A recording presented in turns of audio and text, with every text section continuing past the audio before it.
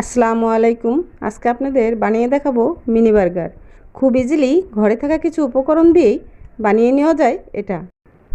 চলুন দেখে নেওয়া যাক এর প্রস্তুত প্রণালী। প্রথমে চুলায় একটি প্যান বসিয়ে চুলাটা অন করে 2 টেবিল চামচ রান্নার রেগুলার তেল দিয়ে দেব। 4 কোয়া রসুন কুচি করে কেটে দিয়ে হালকা ভেজে নেব। দিয়ে দেব হাড় ছাড়া মুরগির মাংস 300 গ্রামের একটু বেশি ছোট টুকরো করে কেটে ধুয়ে দিয়ে দিয়েছি। স্বাদমতো লবণ, 2 টেবিল চামচ সয়া সস, আদা রসুনের পেস্ট 1 চা চামচ দিয়ে একটু নেড়ে দেব। আদা রসুনের কাঁচা গন্ধটা চলে গেলেই দিয়ে দেব 1 চামচ শুকনো মরিচের গুঁড়া, হাফ চামচ গোলমরিচের গুঁড়া। এবার এগুলোকেও ভালোভাবে নেড়ে মিশিয়ে নেব। ঢাকনা দিয়ে ঢেকে মাংসটা সিদ্ধ হতে দেব।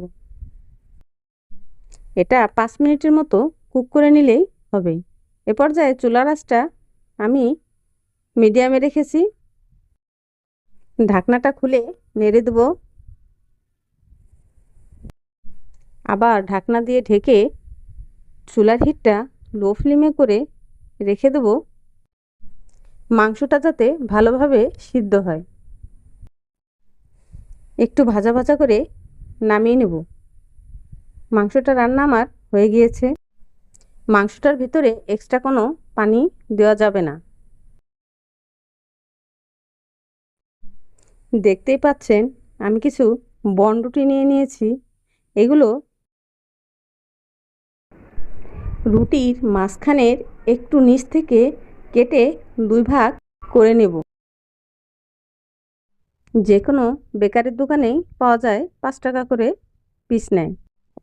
একইভাবে আমি আরেকটা রুটি কেটে দেখাচ্ছি।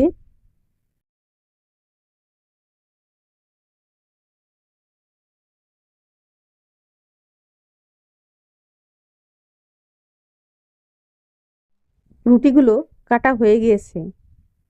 এবার চুলাতে মোটা ধরনের একটি প্যান বসিয়ে চুলাটা অন করে রুটিগুলো একটু ভেজে নেব।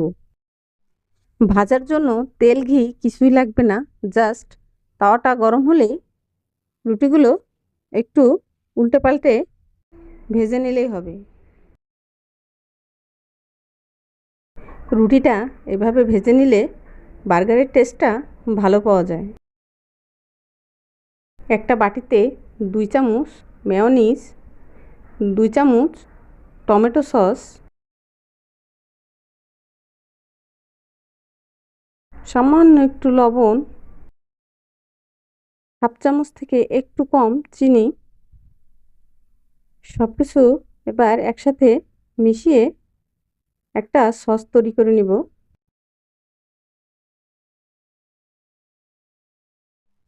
ভেজে রাখা রুটির নিচের অংশটা নিয়ে বানিয়ে রাখা সসটা দিয়ে রুটির গায়ে মেখে নেব। এরপর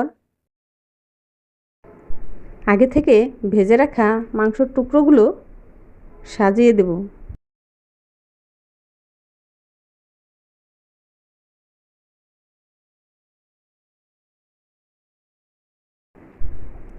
আবার মাংসের উপরে একটু সস দিয়ে দেব।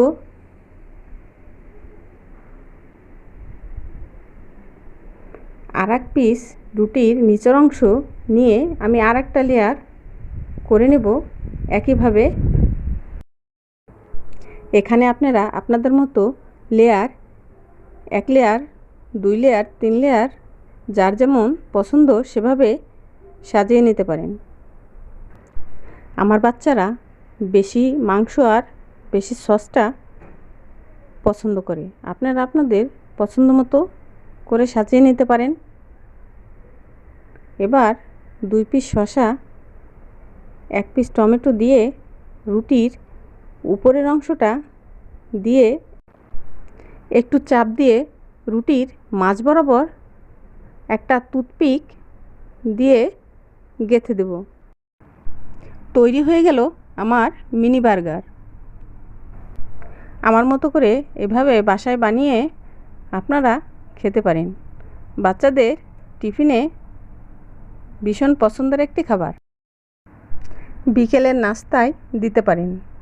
যদি আমার ভিডিওটা ভালো লেগে থাকে তাহলে আমার চ্যানেলটি প্লিজ সাবস্ক্রাইব করে দেবেন, একটা লাইক দিয়ে দেবেন। সবাই ভালো থাকবেন, সুস্থ থাকবেন। আল্লাহ হাফেজ।